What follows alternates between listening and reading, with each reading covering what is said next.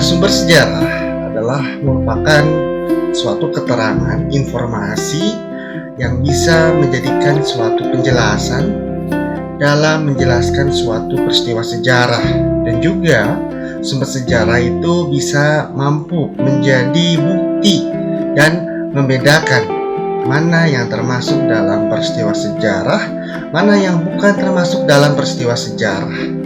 Itu bisa dibuktikan melalui sumber sejarah.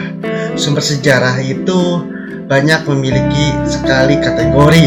Nah, pada kesempatan kali ini akan dibahas salah satu kategori dari sumber sejarah menurut sifatnya. Sumber sejarah menurut sifatnya itu terbagi menjadi dua bentuk. Itu ada sejarah sumber secara sekunder dan sumber sejarah secara primer. Yang pertama ada sumber primer.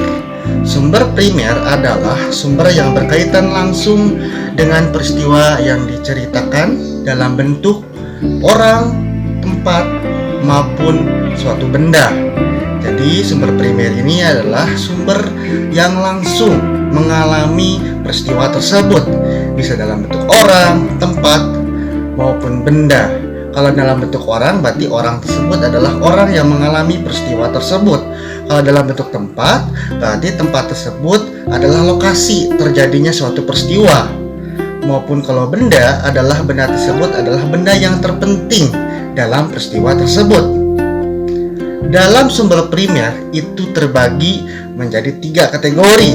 Yang pertama ada yang disebut dengan sumber lisan, ya. Terus yang kedua ada dalam bentuk sumber tulisan. Yang ketiga ada sumber benda. Oke, sumber-sumber dari primer ya, jenis-jenisnya itu yang pertama ada sumber lisan. Sumber lisan adalah keterangan tentang suatu peristiwa yang terjadi di masa lalu yang diperoleh secara langsung melalui tokoh-tokoh atau orang-orang yang mengalami langsung peristiwa tersebut, yang bisa didapatkan informasi tersebut dengan metode wawancara. Contohnya misalnya, ketika kalian membuat suatu penelitian, contoh judulnya adalah tentang sejarah penggunaan jalur rel kereta api dari Banjar ke Pangandaran. Nah, untuk mendapatkan sumber lisan dari para tokoh, berarti mencari sumbernya itu dari tokoh-tokoh yang pernah melakukan suatu pembangunan jalur rel kereta api tersebut, ataupun seorang masinis yang pernah mengendarai kereta api dari jalur dari Banjar ke Pangandaran. Jadi itu adalah yang berhubungan dengan orang-orang pelaku dari peristiwa tersebut. Yang kedua ada sumber tulisan. Sumber tulisan adalah suatu keterangan yang menjelaskan tentang peristiwa pada masa lampau yang diperoleh secara langsung dalam bentuk tulisan. Misalnya dari bentuk tulisan ini ada prasasti, dokumen, naskah, dan juga rekaman tentang suatu kejadian tersebut. Sumber tertulis ini bisa dikatakan sebagai sumber yang paling otentik, karena jarang sekali sumber tertulis itu bersifat subjektif, selalu biasanya bersifat objektif kalau sumber tertulis tersebut.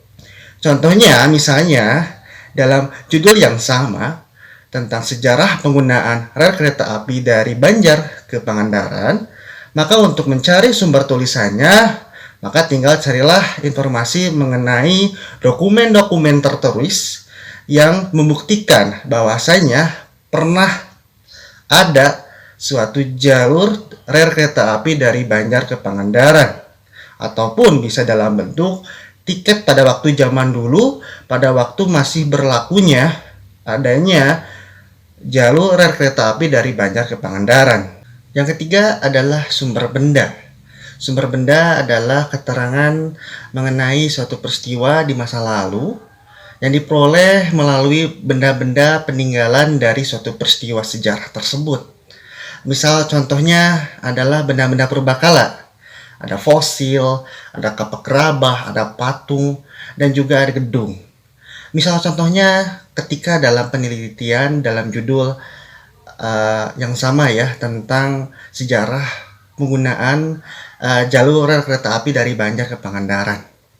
Nah, untuk mencari sumber bendanya, berarti mencari tentang bekas-bekas dari peninggalan jalur rel kereta api dari Banjar ke Pangandaran. Misalnya adalah bekas kereta api dari jalur tersebut, ataupun dengan mencari bekas-bekas rel kereta api yang masih ada mengenai jalur rel kereta api dari Banjar ke Pangandaran, yang bisa dijadikan sebagai suatu sumber benda dalam peristiwa sejarah tersebut. Berikutnya adalah sumber sekunder. Sumber sekunder adalah sumber yang berasal dari suatu keterangan yang didapat dari bukan saksi pandangan mata ataupun orang yang tidak mengalami peristiwa secara langsung. Sumber sekunder juga bisa didapat dari buku tangan kedua dari seorang penulis. Dan juga untuk bahan-bahan buku tersebut ini bisa berasal dari yang tidak sezaman. Misal contohnya dari sumber sekunder adalah, misalnya kalian melakukan suatu penelitian tentang sejarah pertempuran 10 November di Surabaya. Nah, kemudian kalian untuk mencari sumbernya itu melakukan wawancara dengan orang yang langsung melakukan pertempuran 10 November tersebut. Nah, maka sumber yang kalian dapatkan itu bisa dimasukkan dalam kategori sumber primer. Tapi kalau misalnya kalian melakukan suatu wawancara dengan keturunan ataupun anak dari orang yang melakukan pertempuran 10 November, maka sumber tersebut itu bisa dimasukkan dalam kategori sumber sekunder.